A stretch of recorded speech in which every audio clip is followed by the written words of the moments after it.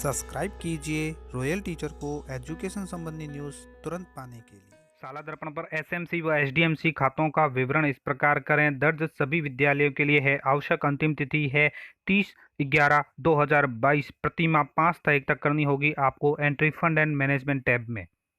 जी हाँ साथियों, इस वक्त की बड़ी खबर की बात करें तो शाला दर्पण निरंतर अपडेट होता रहता है। इस अपडेट के साथ एक बहुत बड़ी अपडेट ये लेकर आया है कि अब आपको आपके एसएमसी और एसडीएमसी, आप सभी जानते हैं कि विद्यालय में एसएमसी और एसडीएमसी कार्यरत होती है, उनका बैंक खाता भी होता है। तो इनके बैंक खातों को आपको शाला दर्पण पर अपडेट करना होगा।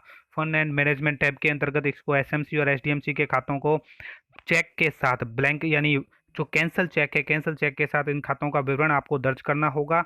एंट्री करने से पहले आप ये सुनिश्चित कर लें कि आपके पास एक कैंसल चेक होना चाहिए। कैंसल चेक होना चाहिए जिसकी साइज है वो 50 KB तक हो। तो आपको ये कैंसल चेक वहाँ अपलोड करना होगा। साथ ही दोस्तों, ये खातों का विवरण किस प्रकार दर्ज करेंगे, कहाँ इसकी एंट्री करेंगे, कैसे आगे का कार्य होगा, बिल्कुल सीधी सरल वे में आपको बताया जाएगा, सरल भाषा में बताया जाएगा। शायद दोस्तों ये वीडियो आपकी हेल्प के लिए बनाया जा रहा है। इसमें किसी भी तरह का कोई विरोधाभास हो तो विभागीय आदेश को और प्रोसेस को ही प्राथमिकता देवें, क्योंकि विभागीय प्रोसेस है वो निरंतर बदलती रहती है। पिछले साल भी फंड एंड मैनेजमेंट टैब के अंतर्गत ये प्रोसेस शुरू किया गया था, लेकिन अब है वो उसका तरीका थोड़ा चेंज कर दिया गया है।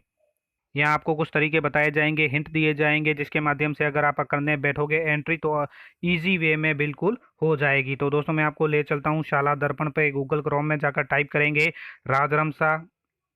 तो दोस्तों हम आ गए हैं शाला दर्पण के होम पेज पर। यहाँ मैंने लॉगिन प्रोसेस नहीं दिखाया, लॉगिन आप सभी को करना आता है। यहाँ पे आप देख पा रहे हैं नो बैक डे का पहले ही ऊपर की तरफ ऑप्शन आ रहा है। स्कूल मैंने प्रोग्राम जो 19 नवंबर को आज ही आयोजित किया गया है, चेस इन स्कूल, तो उसमें एंट्री आपको करनी है। आप सभी जानते हैं ये अभी के लिए ही है कि आयोजित हुआ या नहीं, कितने स्टूडेंट ने इसमें भाग लिया, तो वो आप एंट्री कर दीजिए। बात करते हैं फंड एंड मैनेजमेंट की। जो अपने एसएमसी और एसडीएमसी खातों का विवरण है वो दर्ज करना है। उसके लिए दोस्तों आपको जाना होगा ऊपर की ओर दोस्तों आपको एक विद्यालय टैब नजर आएगा। स्माइल 3.0 के पास एक विद्यालय टैब है, आपको इसको ओपन कर लेना है। ओपन करने के बाद दोस्तों फंड एंड मैनेजमेंट के अंतर्गत विभिन्न तरह के ऑप्शन आएंगे। आपको यहाँ पे फंड एंड मैनेजमेंट का जो ऑप्शन है विद्यालय के अंदर, उसको ओपन कर लीजिए। ओपन करने पर दोस्तों आपको सामने 4 तरह के यहाँ ऑप्शन खुलते हैं। विद्यालय के बैंक खातों का विवरण, बैंक खातों में प्रारंभिक शेष राशि का विवरण, बैंक विद्यालय बैंक खाता विवरण की स्थिति, बैंक खाता मद उपमद विवरण की प्रविष्टि। दोस्तों इससे एंट्री करने से पूर्व जो आदेश आया है, जो प्रोसेस आई है, उसके बारे में आपको बता देता हूँ। इसके बाद दोबारा हम चलेंगे उसी टैब के अंतर्गत। बात करें कार्यालय निदेशक माध्यमिक शिक्षा राजस्थान बीकानेर की ओर से जारी इस आदेश की, जो यहाँ बताया गया है कि एसएमसी और एसडीएमसी बैंक खातों को सत्यापित कर शाला दर्पण पोर्टल पर सूचना प्रति माह अपडेट करने के संबंध में, अर्थात ये सूचना आपको प्रति माह हर माह 5 तारीख तक अपडेट करनी होगी। यहाँ बताया गया है कि शाला दर्पण पोर्टल पर प्रारंभ कर दिया गया था 2021 से ये मॉड्यूल। इसके लिए दोस्तों मैंने वीडियो भी बनाया था पिछले वर्ष।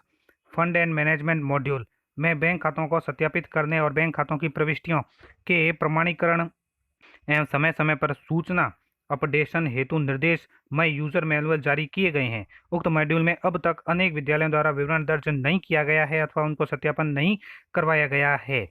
तो पूर्व निर्देशानुसार शाला दर्पण पोर्टल पर फंड एंड मैनेजमेंट मॉड्यूल के माध्यम से आपको खातों का विवरण दर्ज कर द्वितीय सत्यापन हेतु, यहाँ ध्यान रखें कि संचालित जो भी खाते हैं आपके विद्यालय में जो भी संचालित खाते हैं उनका विवरण दर्ज कर द्वितीय सत्यापन हेतु संबंधित पीओ सीबीओ कार्यालय के संबंधित कार्मिक व अधिकारी के द्वारा विद्यालय के खातों की पुष्टि की जानी है। जब आप एक बार विद्यालय में जो संचालित खाते हैं उनका विवरण दर्ज कर देंगे तो सेकंड स्टेप के अंतर्गत पीओ या सीबीओ कार्यालय में जो संबंधित कार्य है उसके द्वारा, कार्यालय में जो कार्मिक है उसके द्वारा विद्यालय के खातों की पुष्टि की जानी है।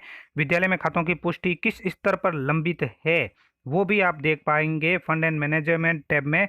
विद्यालय बैंक खाता विवरण, ये आपको ऑप्शन बताया जाएगा। अभी स्थिति में देखा जा सकता है कि कहाँ पर हमारा लंबित कार्य है। साथ ही उसके अनुसार जहां लंबित है तो आप उसको निस्तारण करवाएं और 30/11/2022 तक समस्त बैंक खातों को सत्यापित करते हुए निम्नानुसार कार्रवाई करना सुनिश्चित करेंगे। यहाँ आपको एंट्री क्या करनी है वो भी बताते हैं कि विद्यालय में समस्त, ध्यान रहे दोस्तों, विद्यालय में समस्त बैंक खातों में 1 अप्रैल 2022 का ओपनिंग बैलेंस, तो ये डेट भी ध्यान रखें, 1 अप्रैल 2022 को ओपनिंग बैलेंस कितना था, समस्त बैंक खातों में ओपनिंग बैलेंस अंकित करते हुए संलग्न यूजर मैनुअल के अनुसार प्रति माह के लिए गत माह के प्रारंभ में उपलब्ध राशि, माह में व्यय और माह के अंत में शेष राशि प्रविष्टि का कार्य 5 तारीख तक नियमित रूप से करवाया जाना है। यानी 5 तारीख तक आपको करना है। ओपनिंग बैलेंस कितना है, कितना आपने खर्च कर दिया है और शेष कितना रहा। जिन विद्यालयों ने पूर्व में उक्त मॉड्यूल की प्रविष्टियां 1 अप्रैल 2021 के आधार पर कर दी थी, वर्तमान में उसे अनलॉक कर दिया गया है। यानी पिछले साल जिन्होंने किया था उसको अब अनलॉक कर दिया गया है, तो वर्तमान के अनुसार भी उनको एंट्री करनी है। तो आवश्यक संशोधन कर प्रविष्टि उनको भी करनी है। अतः आपको निर्देशित किया जाता है कि अपने अधीनस्थ समस्त विद्यालय में, कार्यालय में इनकी प्रतिमा पालना सुनिश्चित करावें।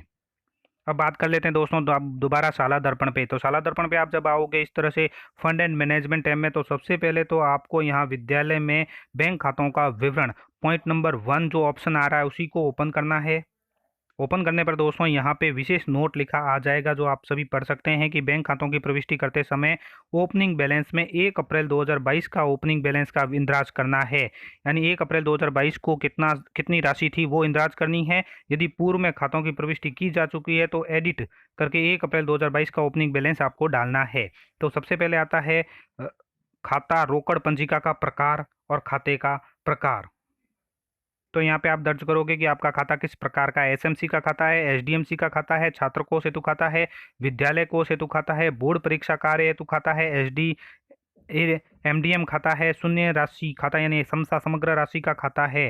जो भी हो वो यहाँ पे आपको एक बार दर्ज करना है। खाते का प्रकार आपको यहाँ से सेलेक्ट करना है, सेविंग अकाउंट है या फिर एफडी का अकाउंट है या करंट अकाउंट है या आरडी अकाउंट है, जो भी है वो आपको सेलेक्ट करना है। उसके बाद बैंक पासबुक के अनुसार खाते का नाम, बैंक पासबुक में आपके खाते का क्या नाम लिखा हुआ है वो आपको यहाँ दर्ज करना है। बैंक अकाउंट नंबर यहाँ दर्ज करने हैं। बैंक अकाउंट नंबर आपको दोबारा यहाँ दर्ज करने हैं। बैंक के आईएफएससी कोड दर्ज करने हैं तो बैंक का नाम ऑटोमेटिक ही यहाँ पे आ जाएगा। ब्रांच का नाम भी यहाँ पे आ जाएगा। उसके बाद खाते का जो उपयोग है तो वो किस उपयोग में आ रहा है। समग्र शिक्षा मद, राजकीय मद, अक्षय पेटी का फंडिंग, ब्याज, मिड डे मील, ज्ञान संकल्प मद, स्थानीय विकास शुल्क, अन्य अपरिभाषित या परिभाषित जो भी है, बीएससीआर मद है, भामाशाह दानदाता, माध्यमिक शिक्षा बोर्ड अजमेर, जो भी है उसको आपको यहाँ से टिक मार्क करना है कि इस उपयोग में आ रहा है खाता। ओपनिंग बैलेंस तो मोस्ट इम्पोर्टेंट है। आपको ओपनिंग बैलेंस 1 अप्रैल 2022 को कितना था वो यहाँ पे दर्ज करना है। अकाउंट ओपनिंग डेट आपको यहाँ दर्ज करनी है, यानी आपका खाता कब खुला था वो डेट आपको यहाँ पे दर्ज करनी है। अगर आपका खाता बंद हो चुका है तो भी उसका विवरण देना है और यहाँ पे लिखना है अकाउंट क्लोजिंग डेट, अगर है तो ही आपको दर्ज करनी है, अन्यथा कुछ नहीं करना यहाँ पे। अब आपको रद्द किए गए चेक की प्रति यहाँ पे अपलोड करनी होगी। रद्द किया गया चेक, मैंने कैंसिल चेक है, रद्द किया गया कैंसिल चेक 50 KB तक होना चाहिए। जो मैंने आपको पहले ही बताया, आप 50 KB तक है तो आप उसको पीडीएफ नहीं बनाते हुए, अर्थात इसकी पीडीएफ अपलोड नहीं करनी है, सीधा फोटो जो जेपीजी एमपीजी फॉर्मेट में हो, जेपीजी या पीएनजी फॉर्मेट में ही चलेगा। तो 50 KB से कम, लेस देन 50 KB, 50 KB से कम की फ़ोटो खींचकर आप अपलोड कैंसिल चेक के ऊपर क्लिक करेंगे। पहले चूज़ फाइल करेंगे, चूज़ फाइल में जहां आपकी फ़ोटो पड़ी है वो लीजिए और अपलोड कर दीजिए। तो यहाँ पे जो नो इमेज अवेलेबल आ रहा है वहाँ पे कैंसिल चेक आ जाएगा और उसको आपको सेव कर देना है। ये होने के बाद दोस्तों आगे दूसरा आता है कि विद्यालय बैंक खाता विवरण की स्थिति। तो यहाँ पे दोस्तों जब हम फर्स्ट स्टेप कंप्लीट कर लेते हैं तो वो किस स्तर पर लंबित है तो वहाँ फंड एंड मैनेजमेंट विद्यालय में बैंक खाता विवरण जो भी आपको दिखाया दूसरा ऑप्शन उसमें आ जाएगा।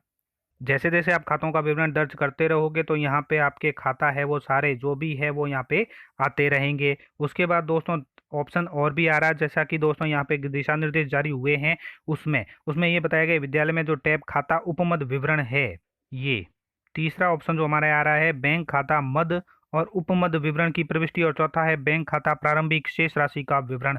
दोनों ही ऑप्शन दिखा देता हूँ। पहले बात करेंगे बैंक खाता मद और उपमद विवरण प्रविष्टि के बारे में। तो यहाँ पे आपको खाते शो हो जाएंगे ऊपर की ओर। खाते जब शो हो जाएंगे तो उसमें जिस खाते को आपको मद और उपमद में बांटना है तो उसके सामने एक एक्शन बटन आएगा। यहाँ पे एक्शन बटन के ऊपर क्लिक कर दीजिए। क्लिक करने पर आपको एक सब विंडो प्रदर्शित होगी। इसमें मद का चयन करिए, यानी ये सब जो बैंक अकाउंट डिटेल के रूप में आप यहाँ पे देख पा रहे हैं, ये सब विंडो ओपन हो जाएगी। तो यहाँ पे आपको मद का चयन कर उपमद का चयन करना है। उपमद में ओपनिंग बैलेंस को इंदराज करना है, यानी ओपनिंग बैलेंस उसमें कितना है वो डालना है। उस प्रकार प्रारंभ में प्रविष्ट खातों के ओपनिंग बैलेंस को मद और उपमद में विभक्त आप कर सकते हो, यानी जो पहले आपको बैंक विवरण डालना है उसके बाद उसको मद और उपमद में भी विभक्त कर सकते हो। उसके बाद समस्त बैंक खाता जो भी है ओपनिंग बैलेंस को मद और उपमद में जब आप बांट दोगे उसके पश्चात आपको माहवार प्राप्ति राशि और खर्च राशि का इंदराज करना है। वो जो लास्ट ऑप्शन आ रहा है ये बैंक खाता प्रारंभिक शेष राशि का विवरण, अर्थात जब आप इसमें एंट्री कर दोगे इसकी स्थिति यहाँ पे देख पाओगे। बैंक खाता मद और उपमद विवरण बांट दोगे, उसके बाद जो लास्ट ऑप्शन है चौथा ऑप्शन उसके अंतर्गत आपको माहवार प्राप्त राशि, शेष राशि, खर्च राशि उसका विवरण दर्ज करना होगा। उसके लिए आपके सामने इस तरह की विंडो प्रदर्शित होगी जिसमें आपको चयन का संबंधित माह में मद उपमद में प्राप्त राशि खर्च राशि का इंदराज कर सेव करना है। पूरे माह के सभी मदों उपमदों की एंट्री करने के पश्चात फाइनल लॉक करना है। और इस बात का विशेष ध्यान रखा है कि यदि आप पूरे माह की एंट्री बिना फाइनल लॉक किए कर दिया है तो उस माह की एंट्री संभव नहीं होगी, यानी फाइनल लॉक आपको करना है। तो दोस्तों ये थी प्रोसेस जो मैंने आपको दिखाई। फंड एंड मैनेजमेंट टैब में विद्यालय के एसएमसी और एसडीएमसी खातों का विवरण इस प्रकार दर्ज करें। धन्यवाद साथियों, उम्मीद है ये वीडियो आपको पसंद आई होगी। वीडियो पसंद आए तो जरूर लाइक शेयर और सब्सक्राइब कीजिए। पास में आने वाले घंटी के बटन को जरूर दबाएं एजुकेशन संबंधी न्यूज़ तुरंत पाने के लिए।